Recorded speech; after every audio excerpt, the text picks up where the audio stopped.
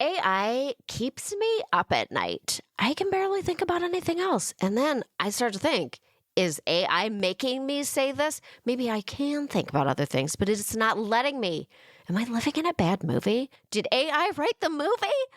Okay, the TLDR of this, which I just learned stands for too long didn't read, is oops, my B, which I just learned stands for oops, my bad. The very people who have been working to invent and perfect this monster that is artificial intelligence are now literally saying mitigating the risk of extinction from AI should be a global priority alongside other societal scale risks such as pandemics and nuclear war. Pandemics and nuclear war. So you know what? This week I saved my choicest choice words for them when I say no. Oh, no, please, no to you. Our future cannot rely on everybody in the world agreeing to be good actors in this scenario. The world is full of bad actors. I'm sorry to be the one to break it to you, but it's true. Look, to build something like AI, obviously, it takes brilliance. We really couldn't have used that brilliance for anything else. Like, who made that choice? You made a very bad choice. Why does all innovation turn into some dick measuring contest that, like most dick measuring contests, ends up just completely fucking us? Companies are racing to perfect AI faster and faster and faster than their competition so that what? So we can all die sooner? Like, if we're going to be doomed by it, could we at least slow down? What's the rush? Like, I'm not in a rush to see what chatbot writes on my tombstone. At least let me have lunch first. Now we're supposed to sit around and hope that there's enough brilliance left to stop it. I'd make the Frankenstein comparison, but that's probably AI's favorite book, and I really don't want to feed the beast. This is a man-made disaster. Emphasis on the man, and now that the men that created this beast are asking for government intervention to stop it. I mean, come on.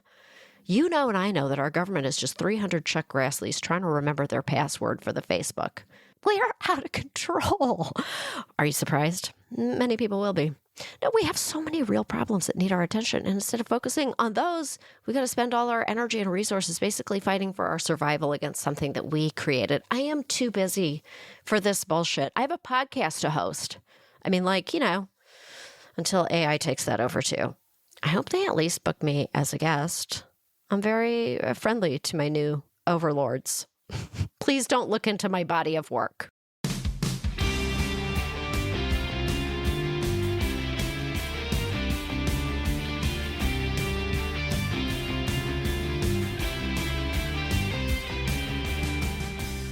This is Choice Words. I'm Samantha Bee, and this week I am joined by the one and only Katie Couric.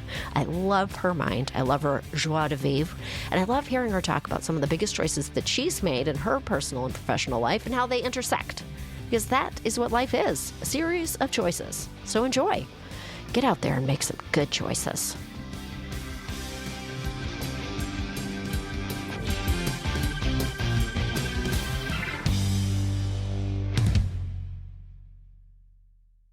Hi, Katie. Hi. I'm so happy to see your face. I know our listeners are not seeing your face, but I'm seeing your face, and I'm very delighted to see you. Well, I'm glad you're delighted because I'm looking pretty scary right now. I have no makeup on, and I'm definitely not ready for prime time, but I'm so happy to see you too because we had so much fun doing a few things together. I interviewed you when I was at Yahoo, with an exclamation point. And then I did a couple of little things for your show. Remember, I think, didn't I carry you piggyback across the studio? I was going to say that because I was remembering, because one of a million reasons that I wanted to talk to you was I just think you're so fun and zesty. And truly, you're such a weirdo in the best possible way. Thank You know what I mean? Because I remember we had this crazy idea for listeners who aren't familiar with this segment. I feel like it was celebrating the end of we had intended to do a piece that was celebrating the end of the 2016 election prior to knowing what the result was. Right. We were shooting a piece about how we were all going to celebrate that the news cycle was over. And we came to your studio at Yahoo and we were like, what if I jumped on your back? And you were like, yes. Yes, please. Yes, please. And you were wearing really high-heeled shoes. Yeah. And you were really professionally made up and looking beautiful and in a skirt. And I jumped on your back and rode you around your own studio. I know. That was a fun video. I knew it had something to do with 2016, but I couldn't quite remember. But I miss doing those little skits with you. And are you missing your show? Are you enjoying not doing it? How are you feeling? I feel guilty about how much I'm enjoying not doing it. I certainly mourned it, and I was weird about it. You have these periods where everything is topsy-turvy, and you're like, who am I? What do I do now? I wake up in the morning. Where do I go? Who do I talk to? But actually, I think I'm kind of healthier and quite happy to not, I don't know, very happy to step back, actually. Yeah, I know what you mean, though, Yeah. because I think so much of our identity is wrapped up in our jobs. And then, but it also gives you so much structure. Like you have a team, you go up someplace every single day. It gives a certain cadence to your life that I think also kids give to your life. Like you have dinner, they do their homework, they go to bed, you get them up in the morning. And I went through some of that same sort of who am I, why am I here, Admiral Stockdale moments after I kind of started doing my own thing and we built our own media company. But to be not have that kind of rhythm in your life is a little bit challenging, I think, psychologically. It is challenging psychologically, and it takes a minute. You have to give yourself permission to feel all of the emotions because the variables are a lot. And among the myriad reasons that I wanted to talk to you, the podcast is kind of, it's about choice and the choices that we make in life. And I recently read your autobiography. You're so honest. The book is just so, it's pretty raw. And it really lays out, you have just come to so many crossroads in your life. And so I was so curious to talk to you about choices that you've made, choices that stand out to you. And then just before this interview, I was reminded of a quote from your book. Can I read your book back to you? Sure. So there's this moment, it's a big section of the book when you were transitioning from CBS News, kind of trying to figure out what the next steps were and considering launching into a project with Jeff Zucker. And then NBC came calling again. The Today Show came back to you and they were like, what about coming back home? And you pulled out like a card, or someone had written on a card, an ex-producer, someone from the Today Show in the past had written, you were like, these are big choices. These are big, like, it's scary to jump into the fray. And someone had written on a card, a boat is always safe in the harbor, but that is not what boats are for. And it informed your decision. Do you remember that? Oh, yeah, of course. I remember who gave it to me at the Today Show. And it's much easier when you're looking ahead to kind of say, what the hell? Right. And then when you're looking back, it's sometimes harder to say, what the hell? Right. But yeah. I guess if you had to isolate a choice that you made in your life that had the biggest impact on your life, do you think it is a professional choice or a personal one? I always have a hard time sort of quantifying or weighing or giving, priority to some things over another. I mean, I do think that I have made a series of choices in my life. I mean, I think the choice of who you're going to marry, obviously, has a huge impact. And I think my first husband, Jay, who, as you know, passed away from colon cancer in 1998 when he was 42. I mean, choosing to marry somebody who was completely supportive of my career, who was willing to have a long distance marriage for a couple of years, even though we had a little baby. That was a huge choice, right? I think about my choice to not get married until I was 30 and to not settle down so I would have mobility and flexibility it was a conscious decision and a really important choice for me. As I traveled and worked at different local stations around the country. But, the fact of the matter is you never know what you would have been greeted with if you had made a different decision, right? You can only theorize. And there are no guarantees in life. I think we both, understand that. So sometimes when you're evaluating something that you've done, you just don't have a full understanding of what would have happened had you not. Right. So I think I'm somewhat fatalistic about it. I did it and there's no looking back, and I learned a lot and I grew, and I probably made it easier for other people who followed in my footsteps. And, it's kind of is what it is. And I think that's sort of how you have to deal with choices, regardless of the result. And there were so many huge moments that you achieved at CBS. Yeah, for every time I think, God damn, why did I do that? I think, well, God damn, I interviewed Sarah Palin, and it had a big impact on that election. Yes, huge impact. Or I did some pieces I'm really proud of, or I was able to bring forth stories that might not have been done had there not been a woman in that position. Right.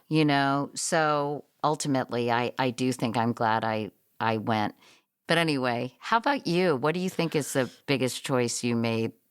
I think there are a number. I have talked about it on the show already. I had a really wild, actually going back to my teenage years, was a very wild teenager who came to a real fork in the road at about 16 and chose the correct fork out of nowhere. And it could have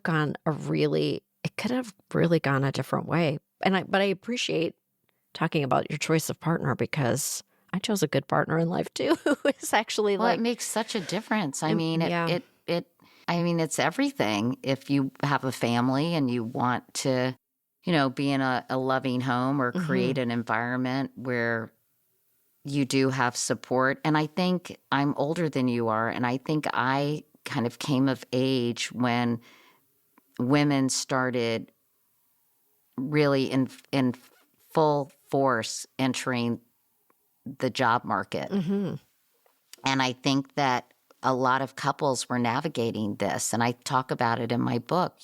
Today it's not that unusual for a woman to make more than her husband. But back then it was actually a relatively new phenomenon. Yes, it was. And it could be quite destabilizing in a relationship in terms of the power dynamics. But I actually think, and I don't know, I think it can still be a really destabilizing force in a relationship. I think it's something we don't really, this is kind of a side topic, but I think that being the breadwinner in a relationship is a unique place to be. And it's actually not discussed enough. I think it's agree. Very difficult for a lot of couples, even, I'm not even talking about the gender dynamics of it. I think it can be really loaded. It can be really heavy to be that person. You feel the weight of things in a different way, and then your partner feels the weight of their role. And it manifests itself, I think, in very subtle but important ways. And I think part of it too probably stems from the fact that domestic labor, any kind of unpaid labor in our culture, is undervalued. Yes. And I think that there's a lot of fraught stuff in that as well. I think there's a lot of, what I'm saying is I feel that there's another podcast in the realm of just pitching myself another podcast. But I do think that talking about the dynamics of it is something that most partnerships experience in some form. Yeah. And I think it's really interesting, and I think it's really painful to talk about sometimes. And I think so too. Really scratches at some serious scabs and ego issues Ego and issues. sort of also societal expectations. And I think for me, I'm 66, and I think many of the men, my contemporaries, did not grow up with working mothers. Right. So I think culturally they were conditioned to see very specific roles for men and women in sort of traditional cisgender heterosexual couples, right? Right. And I think the way you were raised and the way your attitudes were shaped, those things are really hard to shake, right? And it's just interesting. But I still think there's a lot of residual conditioning that's still around as we're sort of making a transition to women working more. And then there's the whole trad wives thing. Oh, I know. What is that? I don't know, but okay. I mean, I do know what it is, but I will say this, like I've been since I had kids, I'm working very consistently, and I thought I was doing a really good job of being, like a strong example of what a woman can do. Like, watch me go, girls. And then my 12-year-old, I asked her what she wanted to be in life, and she was like, I'd really, really want to be a Range Rover mom. And I was like, what is that? What are you talking about? I'm like, what? I mean, what job do you want to do? What do you want to be in life? She was like, yeah, I want to get up. I want to take my kids to school, park my white Range Rover, do an exercise class, get a massage, go out for lunch. I was like, wait a minute. Really? Yes. Like, hold on. You don't know a single Range Rover mom. Where are you learning this? So clearly. That's hilarious. I know. I'm doing a bad job. In however you want to say it. I know that I'm doing a bad job. No, you're not. Want to listen to the rest of this episode? Head over to your favorite podcast player to hear the entire show. I highly recommend it.